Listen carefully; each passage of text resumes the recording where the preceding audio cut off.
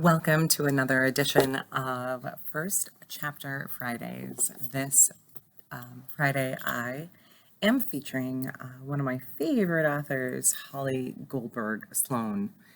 This book is called The Elephant in the Room, and I believe it is a battle book this year too. So exciting.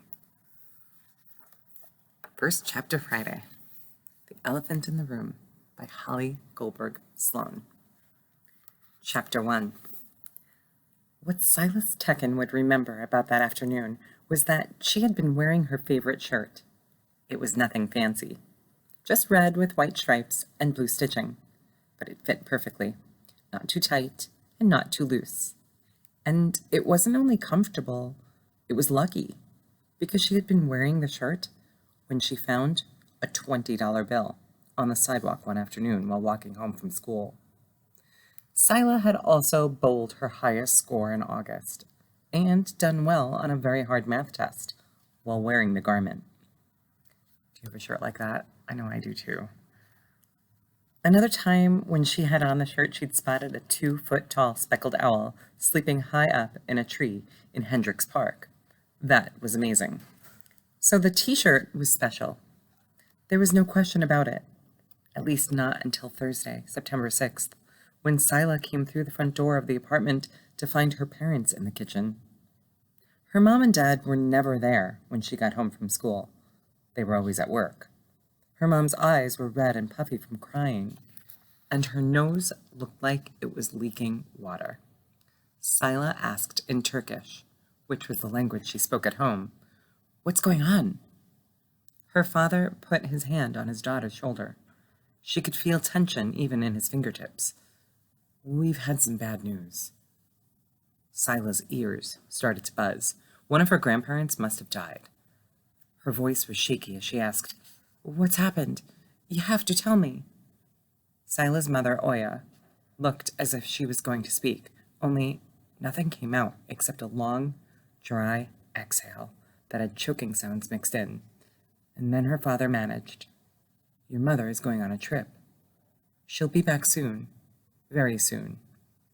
"A trip? Why?" "Legal things. Fixing paperwork."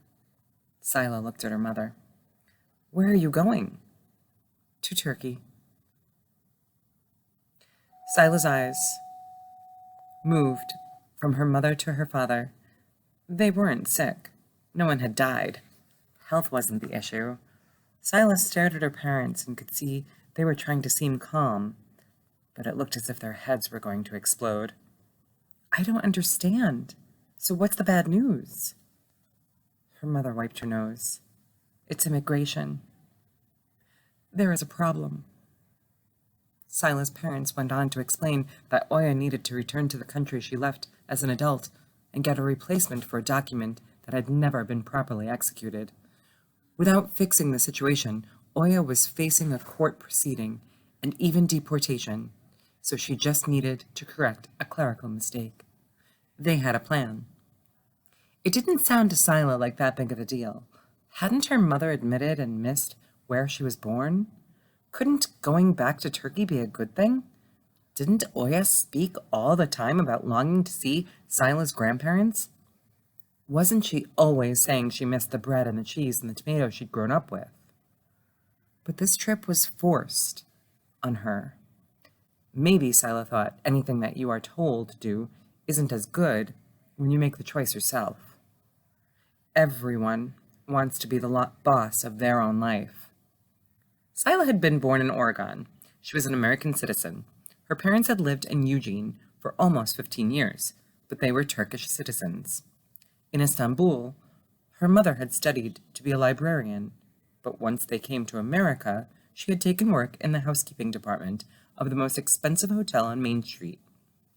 She cleaned rooms 5 days a week, and if she was lucky, got overtime for a 6th day. That job had ended after 14 years only last week. So much was in turmoil. These were the facts. Sila's mother would be gone for 8 days, 2 Sundays, with 6 days sandwiched in between. Before Oya left, she cooked her husband's and daughter's favorite foods, and then packed the refrigerator and freezer tight with glass containers.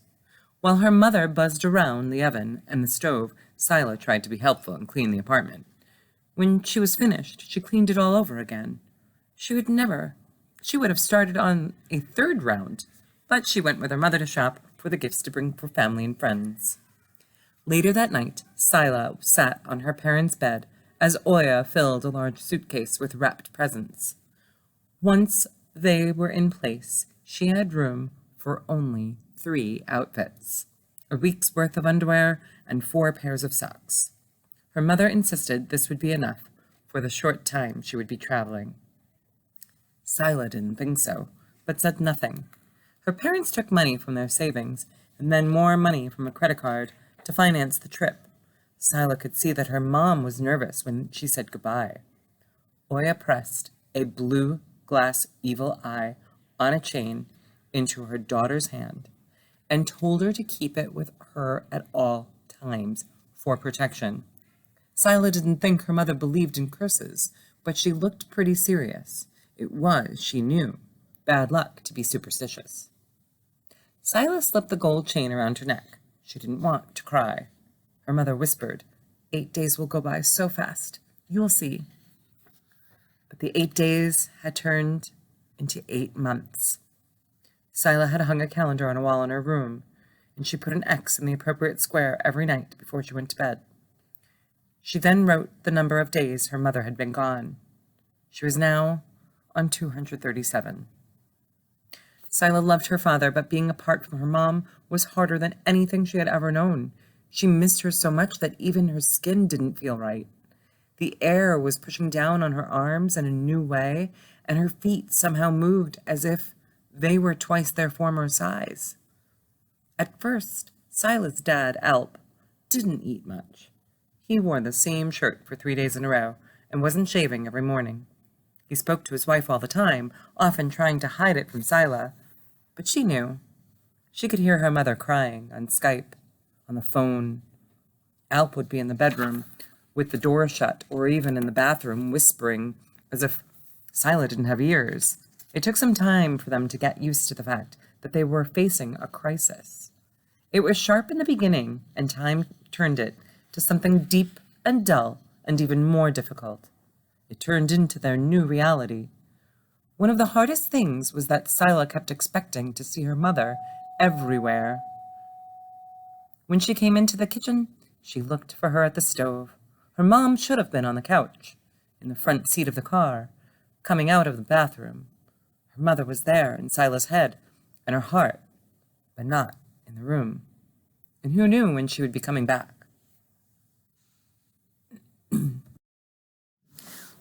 Waiting was what they did now. Oya Tekin had flown to a place Sila had only heard about, but never seen. Her mother had gone back to Turkey. She had waited in lines. She had called officials. She had shown her file over and over and over again, and was told it was a process, which took time. Every day Sila and her father woke up hoping that the necessary paperwork was at the embassy in Ankara. But there was no answer to the biggest question. When would Oya get what she needed to fly back across the ocean and then across a continent to the place she called home? In all the months that her mother had been gone, Sila had not once put on the red and white shirt with the blue stitching. The shirt had turned into a symbol for all the bad luck in the universe. Sila went to rip it apart and throw it away, wanted to. But instead, she stuffed the shirt into a plastic bag, which she jammed under the kitchen sink. As the days and then weeks and then months passed, Sila stopped spending time with her friends. She came straight home every day after school and stayed in her room with her family's computer as a companion. Sila lost track of many of the things that she used to find fun and clung to a very specific routine. She told no one about her situation. It wasn't anyone's business. Sila did chores with her father on weekends, taking the laundry downstairs to the room off the parking garage on Saturdays. She vacuumed the apartment on Sundays, because that's what her mother had done. She and Alp had stretched out her mother's home-cooked food for as long as possible, but it had been gone for months now.